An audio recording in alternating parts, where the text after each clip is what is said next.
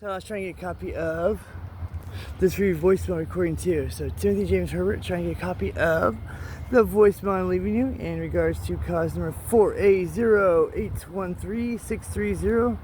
Maybe got a little faster, so I'll slow down one time. So Timothy James Herbert calling to request copies of this voicemail I'm leaving you now.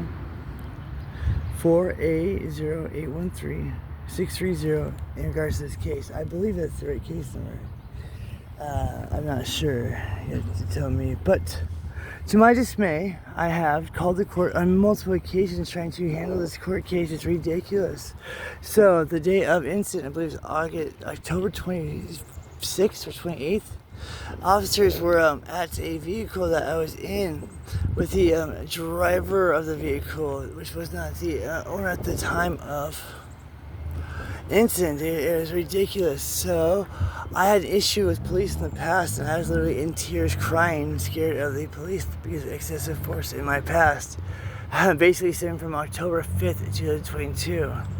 The driver of the vehicle, not the registered owner at the time, proceeded to go to the vehicle. There's 4 officers at the vehicle in question. It made no sense. There's no mens rea. There's no probable cause for 4 officers to be there. We're inside a Value Village thrift store. We were there as on the Olympic exit in Gig Harbor, Washington. We're in there for about an hour and a half. Upon exiting, as I mentioned, there's 4 cops blocking the vehicle. They asked the individual if they could search the vehicle because they thought they seen some drug paraphernalia in the center console. I was, as I mentioned, in tears crying, saying, no officers, no, I don't, nothing to do with them. The alleged driver, not the owner of the vehicle at the time, did, I believe was under duress, incredible duress, allowed them to search the vehicle because that's up to her. I don't know her side of the story, but my co-defendants would mention it. I've had a gnarly leg infection for about 2.5 years. The officers denied me medical attention. They took the keys to the vehicle and they said for me to find a ways home and that they'd be watching the vehicle, which is incredibly, unnerving because I later found out there was a doctor's office of some sort, almost across the street from the Value Village or Kitty Corner. But for the officers to have sure disregarded, not disregard, but just non-care of basic humanity. My leg was incredibly bad. They looked at my leg and said, "Oh, it's bad." No offer of anything right here. So I sat in there about 4 hours waiting for a ride. Worst part was if I didn't get the phone from the other individual, I'd probably still been stuck there today because the other individual was arrested for the alleged drugs in the vehicle. So, I said I'll take half the charge because I do have a bad leg infection. There's a bunch of bags. I said I use those for dosing, which I was just saying things. I felt like, I was under imminent duress, and I feel like I'm saying things right now just to get away from the police. I did not feel like I had the right or the means for any legal representation. I've had issues in the past that I mentioned. If like it's up to me, I had no legal counsel.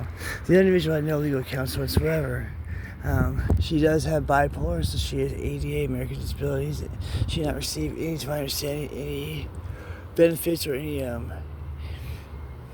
help in that way. So I know she is doing her case her way, but I'm just flabbergasted as to why there'd be 4 officers there.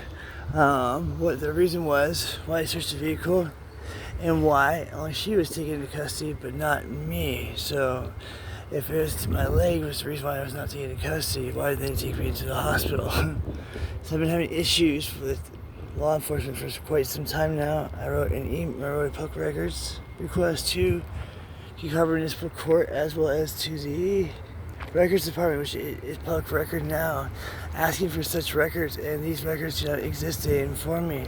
So if there's no police report, no body cam footage, no catalog, no witness statements, how can there possibly be a case? It seems like you are malicious prosecution. It seems like this is intentional harassment and ridiculous.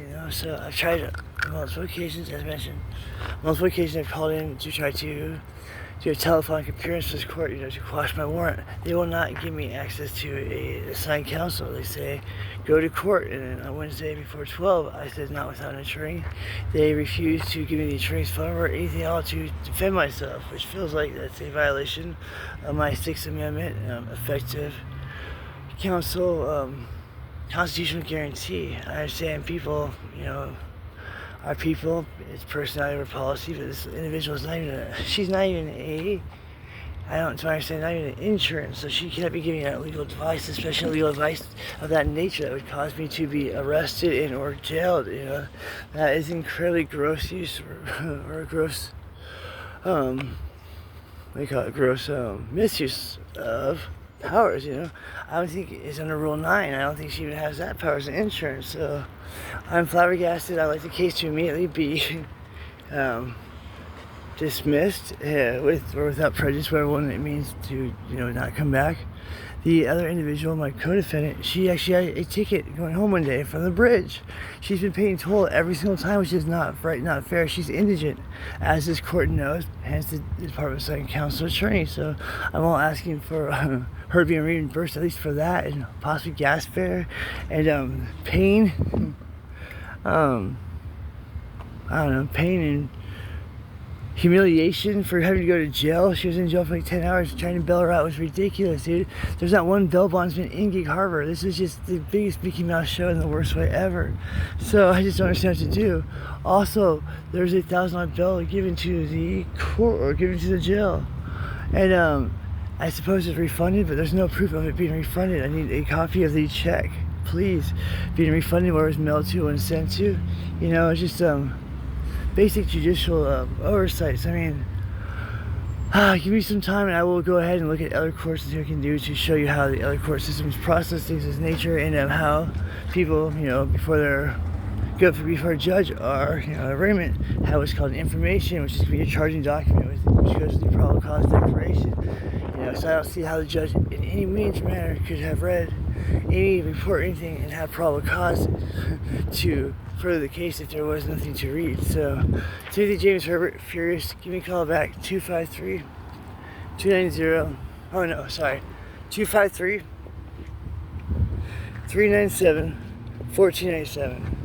Timothy James Herbert, hopping mad, 253-397-1497, and also like a good attorney that sues you guys. That'd be awesome too.